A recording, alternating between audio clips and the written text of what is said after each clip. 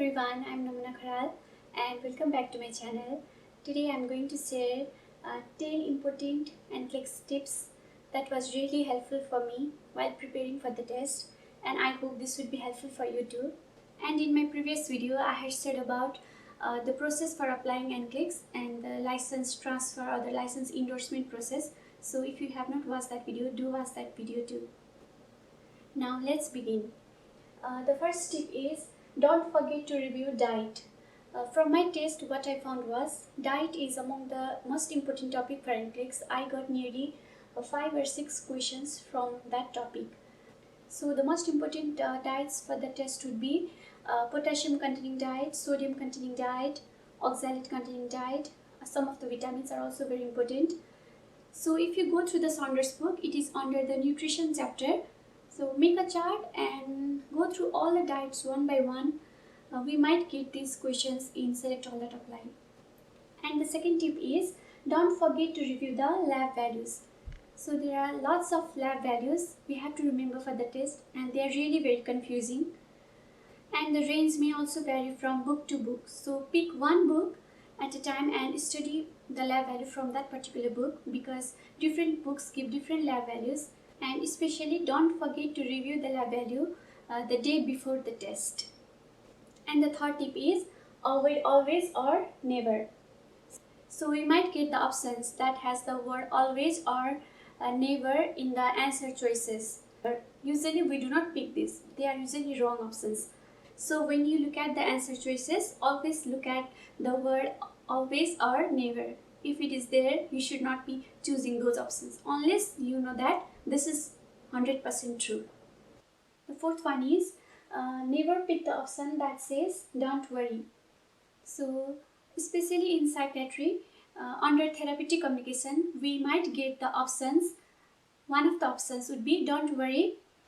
This means the nurse is telling the patient not to worry. So this is always the wrong options. It signifies that nurse is not much concerned about the patient problem. So we should not be picking don't worry options. And the fifth one is see the keywords best, most, first. So it is under the prioritization and delegation topic.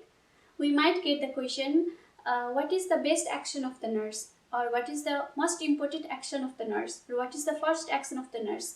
So always look at those keywords. So even if we read the whole statement and forget to see that particular keyword, best, most, or the first, then our probability of getting the answer correct would be low. Because the first action of the nurse may not be the best action for the nurse. So always look at those keywords before answering the question. The sixth one is, for SATA question, look each option as true or false. So in SATA question, we are given 5 or 6 options and we have to choose the multiple correct answer. So in that condition, while going through all the options at once, it would be difficult to analyze the correct answer. So go through all the options one by one, treating it as whether the statement is true or false, so that the chances of getting the answers correct would be high. And I had discussed about the SATA question in my previous video. The seventh one is eliminate the wrong options first. So if you are 100% sure that the particular option is incorrect, remove that from the list first, so that it would be much easier to choose the correct answer and the chances of getting the answers correct would also be increased. The eighth tip is when stuck between two answers, choose the option that is more life-threatening or related to safety, because NCLEX is all about the patient safety and safety always comes first. So if you are stuck between two options and you are not sure which one is the correct option, in that condition, go through each word on those particular options, and if one of them is more patient-centered or more related to patient safety, that would be probably the correct option.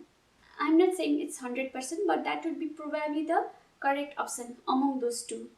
And the ninth tip is don't make second guess. It means sometimes we may feel like we have no idea what the question is asking and what the answers are being given. So in that condition, we have to make a proper guess to get the answers correct. And it is usually said that the first guess would be the correct one. Because if we try to rethink and try to make a second guess without knowing the true fact, then it is going to be the incorrect one.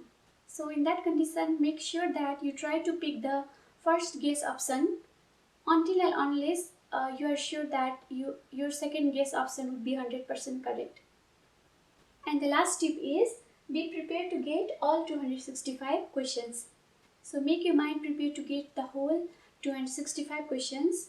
Don't go with the thought to get just 75 questions or to get the test stop at 75 questions. Because if we go beyond that number, beyond 75, then we might start feeling panic or anxious.